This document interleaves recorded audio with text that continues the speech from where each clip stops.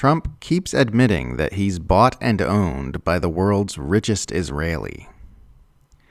It's bizarre how little mainstream attention is given to the fact that the President of the United States has repeatedly confessed to being bought and owned by the world's richest Israeli, especially given how intensely fixated his political opposition was on the possibility that he was compromised by a foreign government during his first term. During a speech before the Israeli parliament on Monday, President Trump once again publicly admitted that he has implemented Israel-friendly policies at the behest of Israeli-American billionaire Miriam Adelson and her late husband Sheldon, this time adding that he believes Adelson favors Israel over the United States. Here's a transcript of Trump's remarks. As president, I terminated the disastrous Iran nuclear deal, and ultimately I terminated Iran's nuclear program with things called B-2 bombers. It was swift and it was accurate and it was a military beauty. I authorized the spending of billions of dollars, which went to Israel's defense, as you know. And after years of broken promises from many other American presidents, you know that they kept promising, I never understood it until I got there. There was a lot of pressure put on these presidents. It was put on me too, but I didn't yield to the pressure. But every president for decades said, we're going to do it. The difference is I kept my promise and officially recognized the capital of Israel and moved the American embassy to Jerusalem. Isn't that right, Miriam? Look at Miriam. She's back there. Stand up. Miriam and Sheldon Adelson would come into the office and call me. They'd call me. I think they had more trips to the White House than anybody else, I guess. Look at her sitting there so innocently. Got $60 billion in the bank. $60 billion. And she loves, I think she said, no more. She loves Israel, but she loves it. And they would come in, and her husband was a very aggressive man, but I loved him. He was very aggressive, very supportive of me, and he'd call up, can I come over and see you? And I'd say, Sheldon, I'm the President of the United States. It doesn't work that way. He'd come in. But they were very responsible for so much, including getting me thinking about Golan Heights, which is probably one of the greatest things that ever happened. Miriam, stand up, please. She really is. I mean, she loves this country. She loves this country. Her and her husband are so incredible. We miss him so dearly. But I actually asked her, I'm going to get her in trouble with this, but I actually asked her once. I said, so Miriam, I know you love Israel. What do you love more, the United States or Israel? She refused to answer. That might mean Israel, I must say.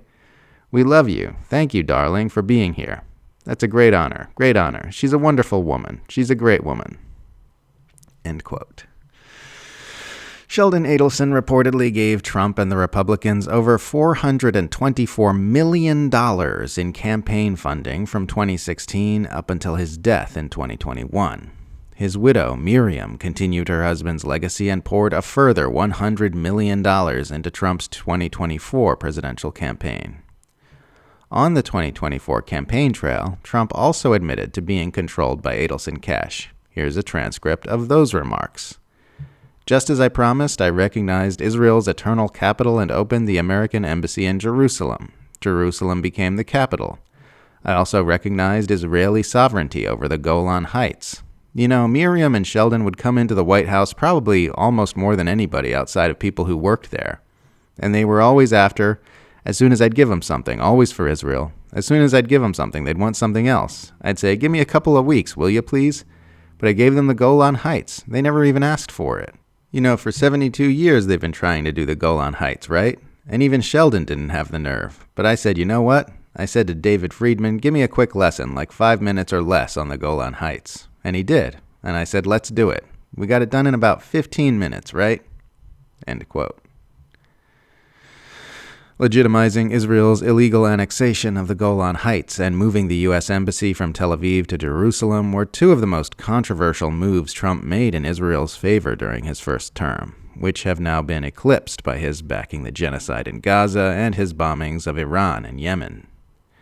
And here he is, openly admitting that his billionaire Zionist mega-donors have been using the access their donations bought them to push him to take drastic action in favor of Israel. Just imagine for a second if someone had leaked documents to the press proving that Trump had received extensive financial backing from a Russian oligarch to whom he doled out political favors of immense geopolitical consequence. It would be the biggest scandal in the history of American politics, bar none. But because it's an Israeli oligarch, he can admit it openly and repeatedly without anyone backing an eye. During Trump's first term, his political rivals spent years pushing a bogus conspiracy theory that he was controlled by Vladimir Putin, despite his having spent that entire term aggressively ramping up Cold War hostilities against Russia. Entire political punditry careers were birthed trying to create a scandal out of a narrative that could be plainly seen as false just by looking at the movements of the U.S. war machine and Washington's actions against Moscow.